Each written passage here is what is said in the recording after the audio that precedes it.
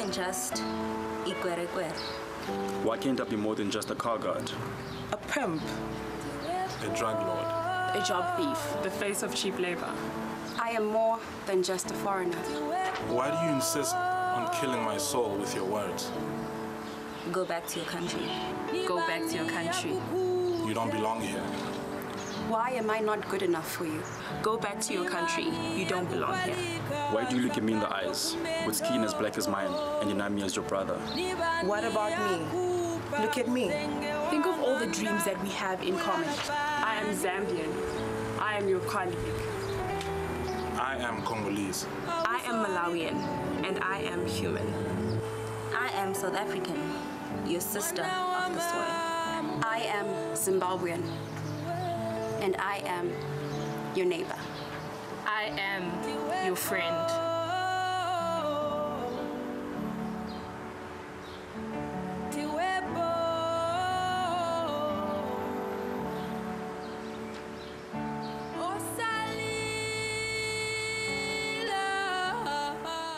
My goodness, that was so surreal.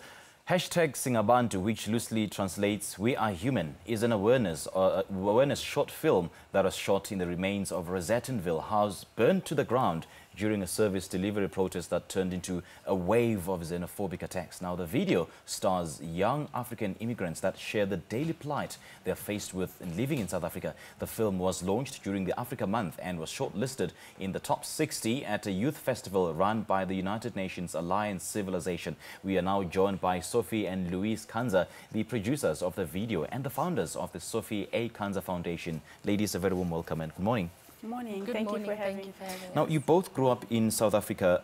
What are some of the challenges that you are faced with growing in a foreign country? Okay, so growing up in South Africa, we come from the Democratic Republic of Congo, and we moved here when we were 2 and 3, so we're sisters. And we are a year apart, so we moved here when we were 2 and 3. So we've had a lot of issues even today integrating into society because of the stigma that's attached to being an African immigrant specifically. So we have had issues ranging from anything from slurs to issues with getting proper documentation, issues with, you know, in the system getting things like bank accounts, going to school. And it's not just about our issues, but it's about the issues of African immigrants as a whole. How did you deal with the xenophobic attacks, if at all? Luckily, we work very far from our area because the Afrophobic attacks flared up in Rosettenville. So we were at work most of the time. But when we did come home, we were very scared. So we just stayed indoors and tried not to be seen or heard because the mobs were going from house to house. So what's your reaction that when somebody comes to you and attacks you in the country that you were born in? So I was born in the Democratic Republic of Congo, but I've lived here for my entire life. So for me, it doesn't really make sense when people attack me for being foreign. So I always try to educate them and find out where this hate comes from. Because very often you find that it's not logical. It's an inherited hate. So I try to educate them rather than take offense. Sure. But I must say I have been lucky to not have a lot of people attack or insult me in my adult life. It happened a lot when I was in primary school. And at that time, I didn't know how to deal with it like I do now. Now, having lived in South Africa almost all your lives, do you still find that people are still not open-hearted? Absolutely. Especially, for example, when you hear me speak, you can't pick up that I am not from South Africa. So people will be very welcoming and very enthusiastic.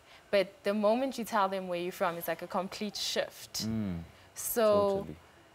It's weird, but we just have to be resilient. Yeah. Do you think that people are not open-hearted? Are they not I wouldn't warm? say people are not open-hearted as such. It's more of when you get to know someone. Like, I have a lot of South African friends, and I know a lot of South African people who are not xenophobic, but I think it's because they know me and they can relate to me. So a lot of people that are, I find that a lot of people that are xenophobic or Afrophobic is someone that has just dismissed any type of interaction with someone that's not from here. Let's talk about a video. What sparked the idea? Was it an incident, or was it always something that was within you to, you know, to send the message out there?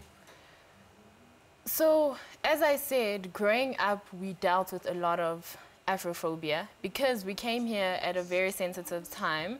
When we came in 1995, so that was literally straight after apartheid. So people had probably never interacted with African immigrants before, and the abuse that we went through as kids, we just dismissed it or just let it go, or you'd cry about it, but you wouldn't say anything. And you know, when this happened so close to home, we thought we just had to finally, you know, give the limbo generation, as we call ourselves, because we too Congolese to be South African, but too South African to be Congolese. So we had to give the limbo generation a voice and make everyone see that xenophobia, Afrophobia is not only when there's violence outbreaks. You know, there's unrecorded incidents that go on every single day. And these are the things we need to talk about when they're still calm, because when people are heated and violent, that's not the right time to have the dialogue. Now this, I presume this video was shot with no budget, but then it went on to win an international award, I Am a Migrant. Yes. Who helped you put this video together? Okay, so I produced and I made the script, and a friend of ours, Stuart Williams, he's a freelance videographer, he put the video together. Okay. Yes. So did you receive any funding thereafter? No, we didn't. Not at the moment but our aim is to get more funding so we can make a longer film, because it's only 90 seconds. So we want to do something that's more broad, something that has more details, that shares more stories, because the volunteers in the video are from our, you know, organization, and it's only from a few nations that we have identified, but there's more stories, there's more information that could be put into a short film. So we are looking for budgets and funding for something like that.